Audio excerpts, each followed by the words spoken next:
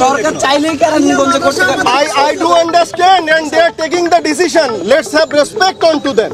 হ্যাঁ, for the time being আজকে আপনারা প্রসেসটা শুরু করতে দেন। আপনি এই ধরনের কথা বলবেন না। হ্যাঁ, আমাদের কিন্তু we have পালাবো না। কোথায় পালাবো? প্রয়োজনে ফখরুল সাহেবের বাসায় গিয়ে উঠবো। স্বৈরাচার ওবায়দুল কাদেরকে কিভাবে এই যুবদলের সেক্রেটারি আনসারুল্লাহ রানা ইন্ডিয়ার বর্ডার পার করেছেন। আওয়ামী সরকার পতনের পর শেখ হাসিনা সহ দলের শীর্ষ পর্যায়ে অনেক নেতা গোপনে দেশ ছাড়েন। আবার দর্শক, এই মুহূর্তে লন্ডন ক্লিনিকের সামনে আছেন সহকর্মী শাহেদ শফিক। বেগম খালেদা জিয়া সেখানে ভর্তির পর সার্বিক অবস্থা জানতে সরাসরি চলে যাচ্ছি তার কাছে। শফিক, বেগম জিয়ার চিকিৎসা সহ সর্বশেষ পরিস্থিতি আমাদের জানাবেন। জি সাব্বির, আপনাকে ধন্যবাদ।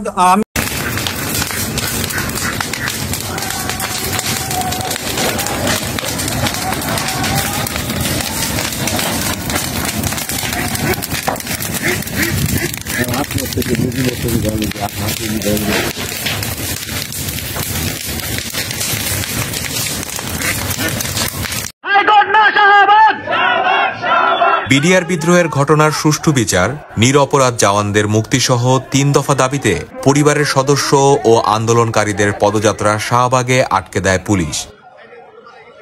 পরে তারা শাহবাগ মোড়ে অবস্থান করে বিক্ষোভ সমাবেশ করেন।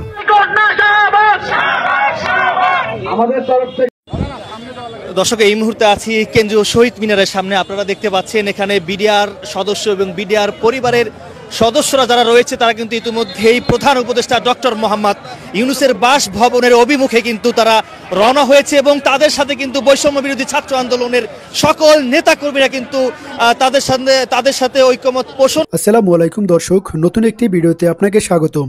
বাংলাদেশের যে বর্তমান রাজনৈতিক পরিস্থিতি এবং প্রেক্ষাপট সৃষ্টি হয়েছে তারই আলোকে বেশ কয়েকটা গুরুত্বপূর্ণ ভিডিও নিয়ে হাজির হয়েছে, যার কিছুটা অংশ বিশেষ ভিডিওর শুরুতেই দেখছেন।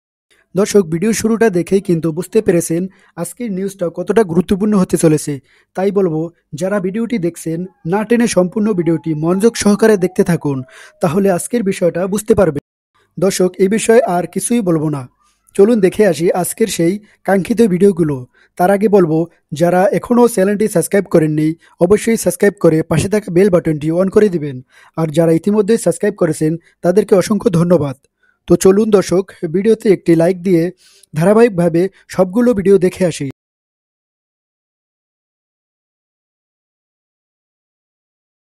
সরকার চাইলেই কেরানীগঞ্জ করতে পারে। I do understand and they are taking the decision. Let's have respect onto them. হ্যাঁ, for the time being আজকে আপনারা প্রসেসটা শুরু করতে দেন। আপনি এই ধরনের কথা বলবেন না। হ্যাঁ, আমাদের কিন্তু we have the magistracy power. Please. অসম্ভব। জি, আমরা দিব না। আপনি অ্যাকশন নেবেন না, আমরা দিব না। আপনি অ্যাকশন নিলে নিতে পারেন, আমরা দিব না। আপনারা যদি যেতে চান যেতে পারেন, কিন্তু আমরা দিব না। রাতের 12টা বাজে তালা কেটে এখানে প্রোগ্রাম করার সিদ্ধান্ত নেন আপনারা, আমরা দিব না। সরকার তারা এখানে একটা বিচারিক প্রক্রিয়া শুরু করার চেষ্টা করছে, যেটা সাবসিকুয়েন্টলি তারা ডিসিশন নিচ্ছে যে তারা শিফট করবে। আপনাদের দাবি দাওয়া তো তারা আমলে নিয়েছে।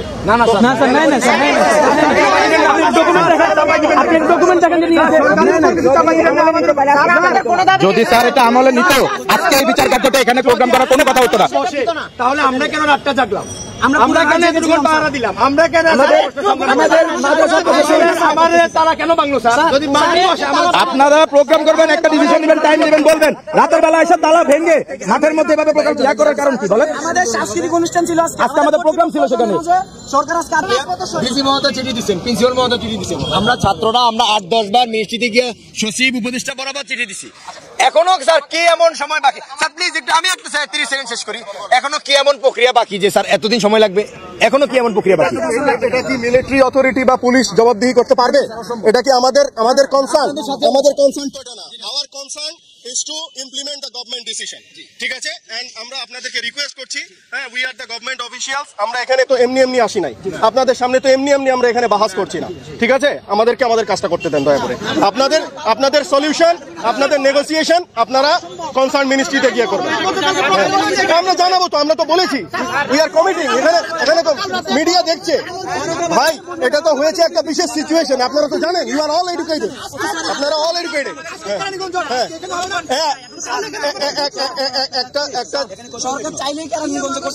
I do understand and they are taking the decision. Let's have respect on to them. হ্যাঁ, for the time being আজকে আপনারা প্রসেসটা শুরু করতে দেন। স্যার প্রশাসনকে আর কথা না স্যার কতবার জরাজীর্ণ ভবনে কিভাবে বিচার কার্য সম্পন্ন করবে সেটা তাদের ডিসিশন, সেটা তাদের jurisdiction, that is not my concern. আপনাদের স্যার অবশ্যই আপনারা প্লেগ্রাউন্ড পাবেন। না আমি তো আপনাদের প্রতি রেসপেক্ট রেখে রিকোয়েস্ট করছি, আমি তো আপনাদেরকে রিকোয়েস্ট করছি, আই এম প্লিজিং, অবশ্যই দাবি মানবে। আমি তো বলেছি যে গভর্নমেন্ট একটা তারা ডিসিশন মেকিং তারা করছেন যে এখান থেকে শিফট করে কেরানীগঞ্জে নিয়ে যাবেন, বাট এটা রাতারাতি ওভারনাইট ইট ক্যানট বি অ্যারেঞ্জ। সো না রেসপেক্টফুলি আমি বলি, রেসপেক্টফুলি আমি বলি, না আপনারা করেছেন তো, আপনারা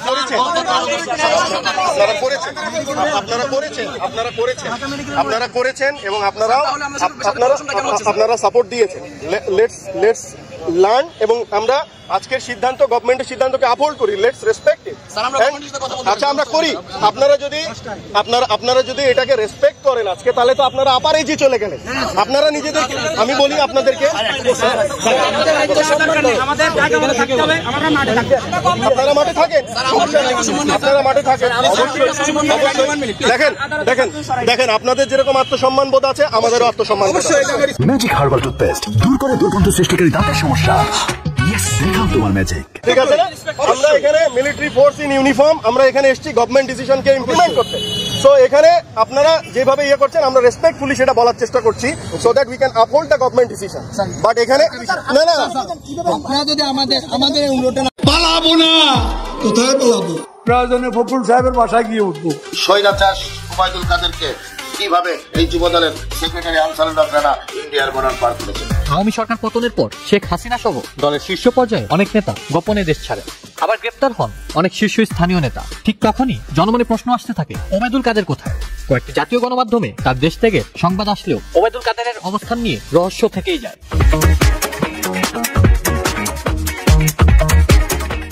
যশোর জেলা যুবদলের সদ্য বহিষ্কৃত প্রচার সম্পাদকের একটি ফেসবুক লাইভের কারণে আবারও Obaidul Quader talk of the country. সামাজিক যোগাযোগ মাধ্যমে পড়ে গেছে হইচই। কি ছিল সেই ফেসবুক লাইভে? কেনই বা এই লাইভকে ঘিরে আবারও আলোচনায় ওবায়দুল কাদের? সম্প্রতি যশোর জেলা যুবদলের সদ্য বহিষ্কৃত প্রচার সম্পাদক এসকান্দার আলী জনির ফেসবুক লাইভে ও স্ট্যাটাসে বাংলাদেশ আওয়ামী লীগের সাধারণ সম্পাদক ওবায়দুল কাদের ও শেখ হাসিনার চাচাতো ভাই শেখ হেলালের পরিবারকে ভারতে পালাতে সহযোগিতা করার বক্তব্যে তোলপাড় সৃষ্টি হয়েছে। 7 জানুয়ারি এসকান্দার আলী জনি তার ফেসবুক লাইভে ও স্ট্যাটাস দিয়ে দলটির যশোর জেলা যুবদলের সভাপতি সম্পাদকের বিরুদ্ধে বিস্তর অভিযোগ তুলে ধরেন। বিএনপির ভারপ্রাপ্ত চেয়ারম্যান তারেক রহমানের দৃষ্টি আকর্ষণ করে অভিযোগ তদন্তেরও অনুরোধ করেন। আওয়ামী লীগের সাধারণ সম্পাদককে স্বৈরাচার ওবায়দুল কাদেরকে কিভাবে এই যুবদলের সেক্রেটারি আনসারুল্লাহ রানা ইন্ডিয়ার বর্ডার পার করেছেন। কিছুদিন আগে যুবদল নেতা সিঙ্গাপুর গিয়েছিল গোপনে, সেখানে কিন্তু টাকা ভাগাভাগি হয়েছে। ওই আওয়ামী লীগের যুবলীগের তন্ময়কে ইন্ডিয়ার বর্ডার যশোর বেনাপোল থেকে কারা পার করেছেন? যশোরের অধিকাংশ লোক জানে ওবায়দুল কাদেরকে কারা পার করেছেন। বেনাপোল কোটখালীর গোল্ড নাসিরের মাধ্যম থেকে সেই ওবায়দুল কাদেরকে পার করার টাকা ভাগাভাগি করা হয়েছে। আর যদি আপনারা ঘাট শহীদকে ধরেন, ঘাট শহীদকে ধরলে সঠিক তথ্য বেরিয়ে যাবে। ঘাট শহীদের মাধ্যম দিয়েই কিন্তু ওবায়দুল কাদের না, শুধু বহু আওয়ামী লীগের নেতাদের কিন্তু এই যুবদলের সেক্রেটারি আনসারুল্লাহ রানা পার করেছেন। এছাড়াও ইস্কান্দার আলী অভিযোগের বিষয়ে যশোর জেলা যুবদলের সাধারণ সম্পাদক আনসারুল হক রানা জাতীয় দৈনিকে বলেন, ইস্কান্দার আলী জনির অভিযোগের কোনো ভিত্তি নেই। এসব বিতর্কিত কর্মকাণ্ডের জন্য জনিকে বহিষ্কার করা হয়েছে। জেলা যুবদলের সভাপতি এম তমাল আহমেদ বলেন, জনি নেশাগ্রস্ত ছেলে, বিতর্কিত কর্মকাণ্ডে জড়িত থাকায় জেলা বিএনপি ও জেলা যুবদলের সুপারিশে কেন্দ্রীয় যুবদল তাকে বহিষ্কার করেছে। তিনি উন্মাদ হয়ে গেছেন। উন্মাদ ও বহিষ্কৃত লোক কি বলল সেটি তারা আমলে নিচ্ছেন না। সংগঠনের নেতাকর্মীদের বিরুদ্ধে সামাজিক যোগাযোগ মাধ্যম ফেসবুকে আপত্তিকর পোস্ট দেওয়ার অভিযোগে গত 17 ডিসেম্বর যশোর জেলা যুবদলের প্রচার সম্পাদক ইস্কান্দার আলী জনিকে বহিষ্কার করা হয়। তবে এত কিছুর পর জনমনে প্রশ্ন থেকেই যায়, ওবায়দুল কাদের কি আসলেই পালিয়েছেন? কিভাবে তিনি দেশ ত্যাগ করলেন? আসাফুল ইসলাম আকিব, চ্যানেল আই। কোথায় পালাবো? প্রয়োজনে ফখরুল সাহেবের দর্শক, এই মুহূর্তে লন্ডন ক্লিনিকের সামনে আছেন সহকর্মী শাহেদ শফিক। বেগম খালেদা জিয়া সেখানে ভর্তির পর সার্বিক অবস্থা জানতে সরাসরি চলে যাচ্ছি তার কাছে। শফিক, বেগম জিয়ার চিকিৎসা সহ সর্বশেষ পরিস্থিতি আমাদের জানাবেন। জি সাব্বির, আপনাকে ধন্যবাদ। আমি এই মুহূর্তে দাঁড়িয়ে আছি যুক্তরাজ্যের পশ্চিম লন্ডনের লন্ডন ক্লিনিকের সামনে। আপনি জানেন যে এখানে বিএনপি চেয়ারপারসন বেগম খালেদা জিয়াকে চিকিৎসা দেওয়া হচ্ছে। আপনি জানেন আজকেই লন্ডন সময় সকাল 9টায় বিএনপি চেয়ারপারসন লন্ডনের হিথ্রো এয়ারপোর্টে তিনি অবতরণ করেন। সেখান থেকে তাকে তার বড় ছেলে বিএনপির ভারপ্রাপ্ত চেয়ারম্যান তারেক রহমান নিজে গাড়ি ড্রাইভ করে তাকে ঠিক এই হাসপাতালে নিয়ে আসেন। তিনি এখানে বর্তমানে চিকিৎসাধীন রয়েছেন। আমি আপনাকে জানিয়ে রাখি, কিছুক্ষণ আগেই বিএনপি চেয়ারপারসনের স্বাস্থ্য সংক্রান্ত যে বিষয়গুলো দেখেন বিএনপির স্থায়ী কমিটির সদস্য ডাক্তার জাহিদ হোসেন তিনি আমাদেরকে জানিয়েছেন যে ম্যাডাম খালেদা জিয়া বর্তমানে ভালো রয়েছেন। তবে তিনি দীর্ঘদিন ধরে যে সকল শারীরিক অসুস্থতায় ভুগতেন সেগুলোর কারণে তাকে এখানে নিয়ে আসা হয়েছে। তবে বাংলাদেশে তার যথেষ্ট চিকিৎসাগুলো হয়েছে সেই চিকিৎসাগুলোর জন্য এখানকার ডাক্তাররা তাদেরকে ভূয়সী প্রশংসা করেছেন। তবে এখানকার ডাক্তাররা আরো জানিয়েছেন যে ওনার বেশ কিছু ট্রিটমেন্ট রয়েছে যেগুলো বাংলাদেশে হচ্ছে না, সেই ট্রিটমেন্ট গুলো করার জন্যই তারা এখানে নিয়ে এসেছেন। তো এর মধ্যে তিনি আমাদেরকে জানিয়েছেন যে বিএনপি চেয়ারপারসনের বেশ কিছু প্রাথমিক পরীক্ষা নিরীক্ষা আজকে করা হয়েছে।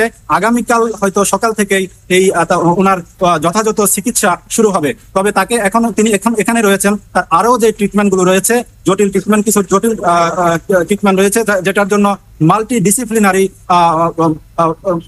ব্যবস্থার দরকার। তো তাকে ওই ইউনিটে রেখেই তার এই চিকিৎসাটা দেয়া হবে। তবে তিনি এখন ভালো আছেন, অনেকটা সুস্থ আছেন, তিনি খুবই হাসি খুশি রয়েছেন বলে তিনি আমাদেরকে জানিয়েছেন। তবে তার আরো কিছু জটিল রোগ রয়েছে যেগুলোর বিষয়ে আমরা প্রশ্ন করেছিলাম আর কি কি রোগ রয়েছে। তবে তিনি আমাদেরকে যেটা জানিয়েছেন যে কিছু বিষয় থাকে ওনার ব্যক্তিগত, তো সেই বিষয়গুলো তিনি ওপেনলি হয়তো বলতে চাননি। ডাক্তাররা চিকিৎসা করবেন যথাযথ। শফিক, আপনাকে ধন্যবাদ। শফিক,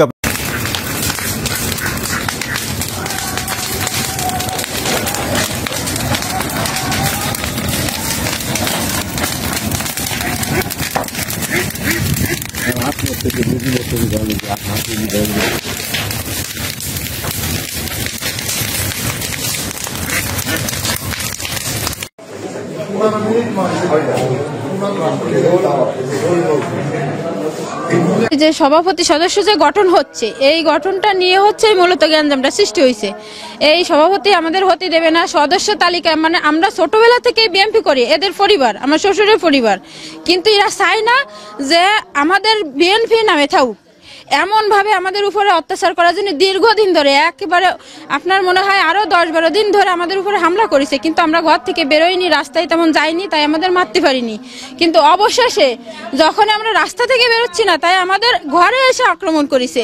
আমরা নিজেদের সেফ দেওয়ার জন্য না পেরে কিছু সময় যতটুকু পারিছি আমরা যান বাঁচানোর জন্য লড়িছি। তারপরে যখন না পারিছি বাচ্চা কাচ্চা নিয়ে ঘরে ঢুকেছি।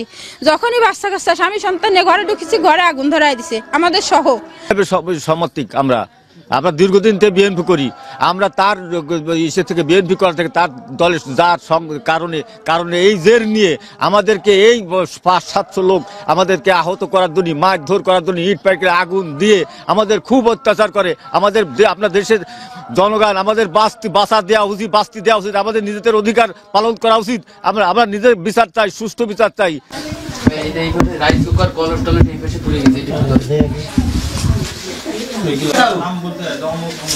বাচ্চা ছিল, আমার বাসুরের বাচ্চারা ছিল, আমার শাশুড়ি ছিল বৃদ্ধ মানুষ 90 বছর বয়স। সেই অবস্থায় এরা আগুন লাগাই দিয়ে চলে গেছে। তারা ভিতরে রয়েছে, বেরোতে পারিনি। আমার শাশুড়ির পুড়ে গেছে, আমার বাচ্চাকে গায়ে আগুন লাগিয়েছে, জ্বলছে গেছে। এটা কি কোনো মানুষ করে বলেন? বাচ্চারা ভিতরে রয়েছে, অন্তত বাচ্চাদের তো ছাড় দেওয়া উচিত। এই ঘরে আগুন দিছে কেন? ওই যে আমার ভাই ওই যে প্রভাব দিচ্ছে, তার দলের থেকে ক্ষমতা দিচ্ছে। এই যে ইসের ইউনিয়ন পর্যায়ে সে সভাপতি হবে, তো ওরা সে সভাপতি ওরা মাইনে নিচ্ছে না। ওরা কইছে ওর হুল মেম্বারের সব বাইরে ধরে উঠায় দিয়ে ওর ঘর বাড়ি জ্বালায় ওদের ধ্বংস করে দেব। কি করি এগুলো? ডিসকভার, এটা ডিসকভার, ওটা ফেজেক্টর যেতেছে।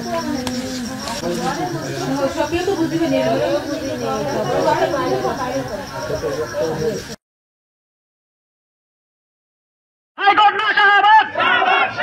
বিডিআর বিদ্রোহের ঘটনার সুষ্ঠু বিচার, নিরপরাধ জওয়ানদের মুক্তিসহ 3 দফা দাবিতে পরিবারের সদস্য ও আন্দোলনকারীদের পদযাত্রা শাহবাগে আটকে দেয় পুলিশ।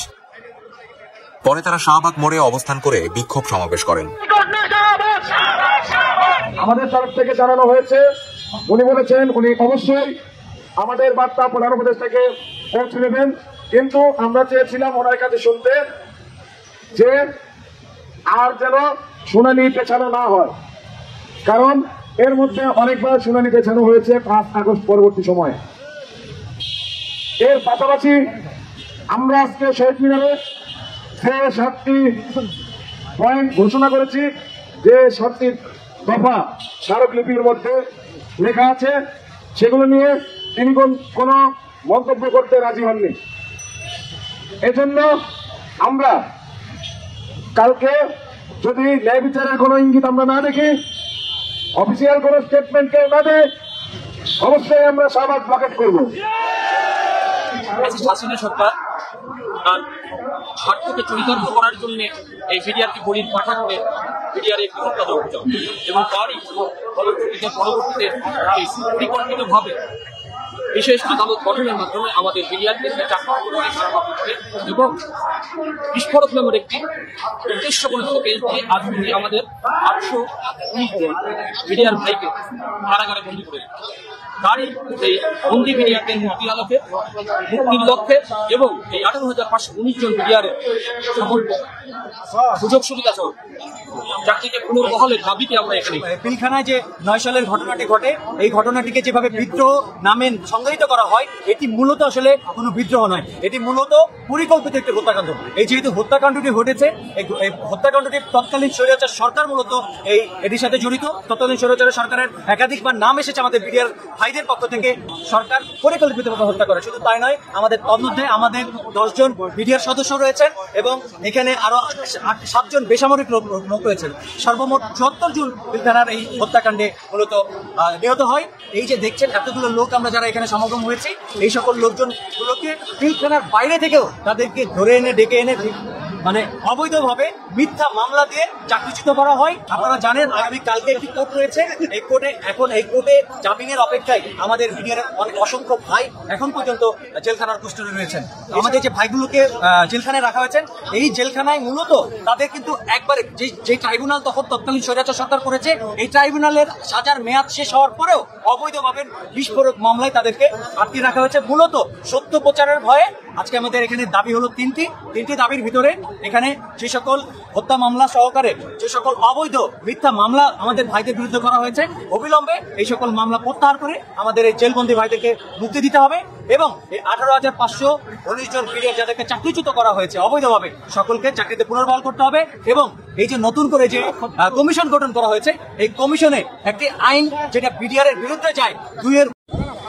দর্শক, এই মুহূর্তে আছি কেন্দ্রীয় শহীদ মিনারের সামনে। আপনারা দেখতে পাচ্ছেন এখানে বিডিআর সদস্য এবং বিডিআর পরিবারের সদস্যরা যারা রয়েছে তারা কিন্তু ইতিমধ্যেই প্রধান উপদেষ্টা ডক্টর মোহাম্মদ ইউনূসের বাসভবনের অভিমুখে কিন্তু তারা রওনা হয়েছে এবং তাদের সাথে কিন্তু বৈষম্য বিরোধী ছাত্র আন্দোলনের সকল নেতাকর্মীরা কিন্তু তাদের সাথে ঐকমত পোষণ করে কিন্তু ডক্টর মোহাম্মদ ইউনূসের বাসভবন। দর্শক, যেমনটি দেখা যাচ্ছে কিন্তু আমরা দেখতে পাচ্ছি বৈষম্য বিরোধী ছাত্র আন্দোলন এবং পাশাপাশি বিডিআর সদস্য এবং বিডিআর পরিবারের সদস্যরা কিন্তু ইতিমধ্যেই কেন্দ্রীয় শহীদ মিনার থেকে কিন্তু প্রধান উপদেষ্টা অন্তর্বর্তী সরকারের প্রধান উপদেষ্টা ডক্টর মোহাম্মদ ইউনূসের বাসভবনের অভিমুখে কিন্তু রওনা হয়েছে এবং তাদের সামনে কিন্তু অসংখ্য পুলিশ সামনে রয়েছে। কেউ যেন এখানে বিশৃঙ্খলা সৃষ্টি করতে না পারে তার জন্য কিন্তু পুলিশের অবস্থান আমরা দেখতে পাচ্ছি। কেন্দ্রীয় শহীদ মিনার থেকে বিডিআর পরিবারের সদস্যরা কিন্তু তারা কিন্তু রওনা হয়েছে প্রধান উপদেষ্টা ডক্টর মোহাম্মদ ইউনূসের বাসভবন অর্থাৎ যমুনার অভিমুখে কিন্তু তারা রওনা হয়েছে। দর্শক, দৈনিক ইত্তেফাক ফেসবুক পেজে সরাসরি আপনাদেরকে এখানকার সর্বশেষ অবস্থা আপনাদেরকে দেখানোর চেষ্টা করছি।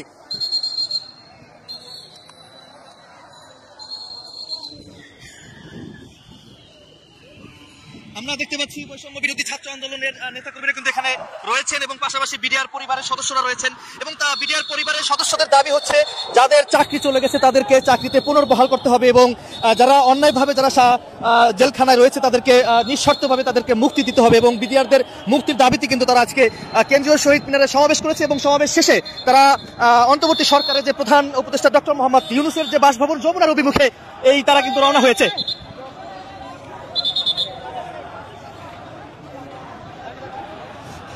কেন্দ্রীয় শহীদ মিনার থেকে কিন্তু এই তারা কিন্তু ইতিমধ্যেই ঢাকা বিশ্ববিদ্যালয়ে যে রাজু ভাস্কর্য রয়েছে সেই রাজু ভাস্কর্যের দিকে কিন্তু চলে আসছে এবং সেই মিছিলের সামনেই কিন্তু অসংখ্য পুলিশ কঠোর অবস্থানে রয়েছে। আমরা কয়েকজনের সঙ্গে কথা বলার চেষ্টা করবো আসলে কি দাবিতে তারা ডক্টর মোহাম্মদ ইউনূসের বাসভবনের অভিমুখে তারা রওনা হয়েছে, একটু জানার চেষ্টা করবো এই দাবিতে আসলে আপনারা ডক্টর মোহাম্মদ ইউনূসের বাসভবনে যাচ্ছেন। জি, আমার ভাই বিডিআরদের মুক্তির দাবিতে আমরা এখন প্রধান উপদেষ্টার বাসভবন ঘেরাও করতে যাচ্ছি। আপনার কি হয়? আপনার আমার ভাইয়া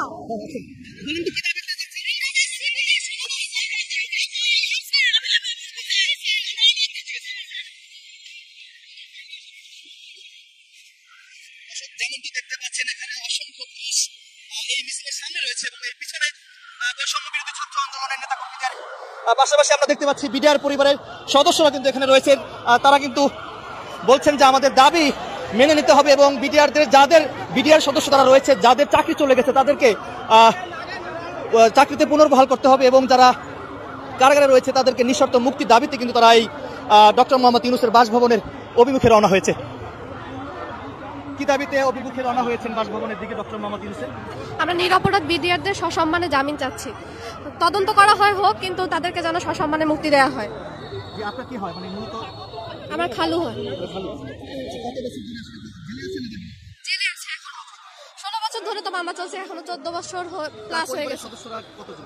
তার হচ্ছে 1.5 বছরের একটা বাচ্চা রেখে গেছে ছেলে, সে এখনো মানে তারই বয়স হয়ে গেছে 16 বছর।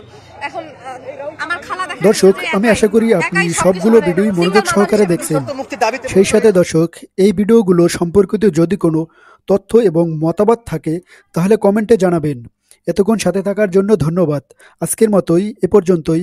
আল্লাহ হাফেজ।